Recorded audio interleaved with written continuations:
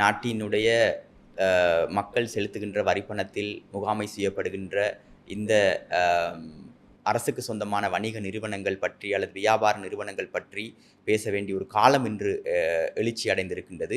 காரணம், இந்த அரசாங்கத்தின் கீழ் அரசு நிறுவனங்களை மறுசீரமைப்பது, ஆளுகை கட்டமைப்பை மறுசீரமைப்பது, பொருளாதாரத்தை மறுசீரமைப்பது என்பன ஒரு முக்கிய பேசு பொருளாக மாறி இருக்கின்றது. அதற்கு பல காரணிகள் செல்வாக்கு செலுத்தினாலும் கூட இந்த 2023ஆம் ஆண்டுக்கு பிறகு IMF உடைய தலையீடு மிக முக்கியமான காரணியாக அதிலே அமைந்திருக்கின்றது. IMF உடைய அறிக்கையினை நீங்கள் வாசிப்பீர்களாக இருந்தால் 2023ஆம் ஆண்டு செப்டம்பர் மாதம் அவர்கள் வெளியிட்ட ஆளுகை மறுசீரமைப்பு தொடர்பான அந்த அறிக்கையை நீங்கள் வாசிப்பீர்களாக இருந்தால் அதில் அவர்கள் தெளிவாகவே குறிப்பிடுகின்றார்கள், இந்த அரசுக்கு சொந்தமான வணிக நிறுவனங்களை இலங்கை உடனடியாகவே மறுசீரமைக்க வேண்டும். ஏன் மறுசீரமைக்க வேண்டும் என்றால் அது இலங்கை மக்களுக்கும் இலங்கை அரசாங்கத்துக்கும் இலங்கையுடைய பொருளாதாரத்துக்கும் மிகப்பெரிய சுமையாக மாறி இருக்கின்றது. இந்த நாட்டினுடைய இலங்கை பிரஜைகளுடைய வரி பணத்திலிருந்து கோடிக்கணக்கான பணம் அதற்கு செலவிடப்படுகின்றது. ஆனால் அந்த பணத்திலிருந்து நாட்டினுடைய பொருளாதார முன்னேற்றத்திற்கு அல்லது நாட்டினுடைய பொதுமக்களுடைய வாழ்வாதாரத்துக்கு சமூக நலனுக்கு கிடைத்த திரும்பல் என்ன, ரிட்டர்ன் என்ன என்று நாங்கள் பார்க்கின்ற பொழுது அது மிகப்பெரிய ஒரு கேள்விக்குறியாகவே காணப்படுகின்றது. ஆகவே அந்த வகையில் நான் நினைக்கின்றேன், இன்று ஒரு பேசுவதற்கு அவசியமான ஒரு தலைப்பாக இது காணப்படுகின்றது. இந்த அரசுக்கு சொந்தமான வணிக நிறுவனங்கள் பற்றி ஆராய்ச்சிகள் ஒப்பீட்டளவில் இலங்கையில் குறைவு என்பதனை நான் முதலில் பதிவு செய்ய விரும்புகின்றேன். நான் இது பற்றி பேசுவதற்கு அழைத்த பின்னர் பல விடயங்களை தேடி பார்த்தேன் இணையதளத்திலே. யாராவது இது பற்றி தீவிரமாக ஆய்வுகளிலே ஈடுபட்டிருக்கின்றார்களா என்று. அது ஒப்பீட்டளவில் குறைவாக இருக்கின்றது. ஆங்காங்கே சில இலங்கையினுடைய ஆளுகை பற்றி எழுதியவர்கள், இலங்கையினுடைய ஊழல் பற்றி எழுதியவர்கள் ஆங்காங்கே சில விடயங்களை இது பற்றி சொல்லியிருக்கின்றார்கள். ஆனால் முழு அளவிலான ஆராய்ச்சி இது பற்றி இன்னும் இடம்பெறாமல் இருப்பது வருந்தத்தக்க ஒரு விடயமாக காணப்படுகின்றது.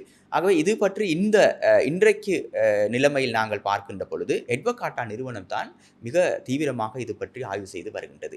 அவர்கள் ஒரு இணையதளத்தையே இதற்காக முகாமை செய்து வருகின்றார்கள். அரசுக்கு சொந்தமான வணிக நிறுவனங்களுடைய எண்ணிக்கை, அதனுடைய பெர்ஃபார்மன்ஸ், செயற்திறன் எவ்வாறு இருக்கின்றது, அதில் காணப்படுகின்ற பிரச்சனைகள் என்ன, அவற்றை ஏன் தனியார் மயமாக்க வேண்டும், அவற்றை ஏன் மறுசீரமைக்க வேண்டும் என்பதனை ஒரு ஆதாரபூர்வமான ஒரு பிரச்சாரத்தை முன்னெடுப்பதிலே இந்த எட்வகாட்டா நிறுவனம் முன்னிலை வகிப்பதை நாங்கள் காணக்கூடியதாக இருக்கின்றது. இந்த இந்த இந்த இந்த மூன்று வெளியீடுகள், எட்வகாட்டா நிறுவனத்துடைய இந்த 3 வெளியீடுகளை நீங்கள் பார்க்கலாம். அவர்கள் தொடர்ச்சியாக இது பற்றி எழுதி ஆய்வு செய்து பல தகவல்களை சேகரித்து இப்படியான வெளியீடுகளையும் அவர்கள் செய்திருக்கின்றார்கள்.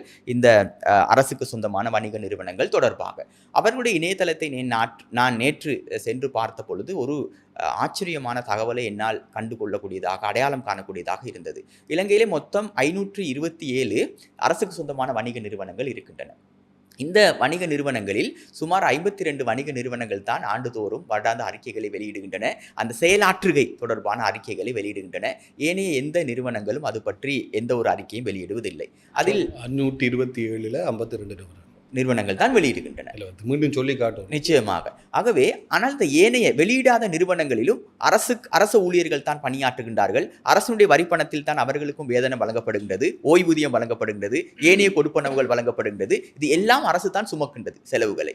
ஆனால் அவர்கள் பொதுமக்களுக்கு எந்த வகையிலும் பொறுப்பு கூறாமல் தமது செயற்பாடுகள், ஒதுக்கப்பட்ட நிதிக்கு என்ன நடந்தது, வருடாந்த பாதீட்டின் ஊடாக ஒதுக்கப்பட்ட நிதி எவ்வாறு செலவிடப்படுகின்றது, எதற்கு செலவழிக்கப்பட்டது, அரசாங்கத்துக்கு கிடைக்கின்ற திரும்பல் என்ன என்பது பற்றி எந்த தகவலும் வழங்காமல் இருப்பது ஒரு பாரிய முகாமைத்துவ பிரச்சனையை இது எடுத்து காட்டுகின்றது.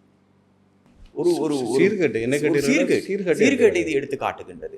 ஆகவே இந்த நிறுவனங்களை சரி செய்ய வேண்டிய ஒரு காலம் ஏற்பட்டிருக்கின்றது என்று தான் சொல்ல வேண்டும். ஏனென்றால் இவ்வளவு காலமும் 1978ஆம் ஆண்டுக்கு பின்னர் இந்த அரசுக்கு சொந்தமான வணிக நிறுவனங்களை என்ன செய்திருக்கின்றார்கள் என்றால், மாறி மாறி பதவிக்கு வந்த அரசாங்கங்கள் தமது சொந்த வியாபார நிறுவனங்களாக பயன்படுத்தி இருக்கின்றார்கள். தமது உறவினர்களுக்கும் நண்பர்களுக்கும் வேலை வாய்ப்பு வழங்குவதற்கான ஒரு இடமாக இதனை பயன்படுத்தி இருக்கின்றார்கள். இந்த சகாய அரசியலை முன்னெடுப்பதற்கான ஒரு இடமாக இதனை பயன்படுத்தி இருக்கின்றார்கள். தேர்தல் காலத்திலும் தேர்தலுக்கு பின்னரும் தமக்கு வேண்டப்பட்டவர்களுக்கு உயர் பதவிகள் வழங்குவதற்கான நிறுவனங்களாக இவற்றை பயன்படுத்தியிருக்கின்றார்கள். இதன் காரணமாகத்தான் இன்று இலங்கையினுடைய மின்சார சபை, இலங்கையுடைய பெட்ரோலிய கூட்டுத்தாபனம், இலங்கையுடைய ஸ்ரீலங்கன் ஏர்லைன்ஸ் போன்ற மிகப்பெரிய நிறுவனங்கள் பாரிய கோடிக்கணக்கான நட்டத்தில் இன்று இயங்குகின்றன.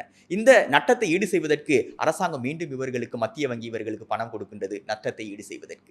ஆக இப்படியான ஒரு பொருளாதார சுமையிலிருந்து 2022ஆம் ஆண்டுக்கு பின்னர் படிப்படியாக எழுச்சி பெற்று மிக பாரிய சிரமங்கள் அழுத்தங்களுக்கும் சவால்களுக்கும் மத்தியில் எழுச்சி பெற்று வருகின்ற ஒரு நாட்டில் இந்த நிறுவனங்களை இவ்வாறே நாங்கள் தொடர்ந்து நடத்துவதா அல்லது இந்த நிறுவனங்களில் அடிப்படையான மாற்றங்களை செய்வதா என்பது பற்றி நாங்கள் யோசிக்க வேண்டும். ஒரு தகவலை சொல்லிவிட்டு நான் உங்களுக்கு ஒப்படைக்கின்றேன்.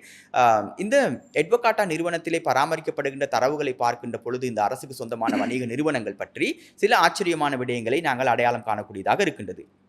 அவர்கள் வருடாந்தம் அறிக்கை வெளியிடுகின்ற 52 நிறுவனங்களை இவ்வாறு பாகுபடுத்தி இருக்கின்றார்கள் பின்வருமாறு. 13 நிறுவனங்களை வெற்றிகரமான நிறுவனங்கள் என்று அவர்கள் குறிப்பிடுகின்றார்கள். 13 நிறுவனங்களை.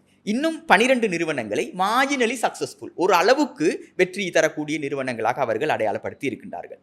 இன்னும் 14 நிறுவனங்களை முழுமையாக தோல்வி அடைந்த நிறுவனங்களாக அவர்கள் அடையாளப்படுத்தி இருக்கின்றார்கள்.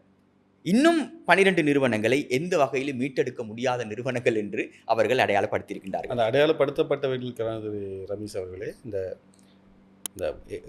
திரும்ப மீட்டெடுக்க முடியாதவை என்பதற்கான செலவுகள் நிச்சயமா ஏழே நாங்கள் சொன்ன 3ஐயும் விட அதிகமான நிறுவனங்கள் அதற்குள் உள்ளடங்குகின்றன என்பதையும் நீங்கள் அதுதான் அதிபாரதூரமானது. அந்த நிறுவனங்களுடைய பெயரை குறிப்பிட்டால் நீங்கள் ஆச்சரியப்படுவீர்கள். இலங்கை மின்சார சபை, இலங்கையுடைய பெட்ரோலிய கூட்டுத்தாபனம், SriLankan airlines, state engineering corporation, SLSPC இலங்கை அரசுக்கு சொந்தமான பெருந்தோட்ட கூட்டுத்தாபனம், Janatha estate development board, Janawasam என்று சொல்லப்படுகின்ற பெருந்தோட்ட கூட்டுத்தாபனம், ரூபவாகினி கார்ப்பரேஷன் போன்றவை இனி மீண்டெழ முடியாத அளவுக்கு நஷ்டத்தில் இயங்குகின்ற நிறுவனங்களாக காணப்படுகின்றன. இவை பற்றிய எந்த தரவும் வருடாந்தம் ஒதுக்கப்படுகின்ற நிதி எங்கு செல்கின்றது, எதற்கு பயன்படுத்தப்படுகின்றது என்பது பற்றி எந்த தரவும் இல்லாத நிறுவனங்களாகவும் இவை காணப்படும்.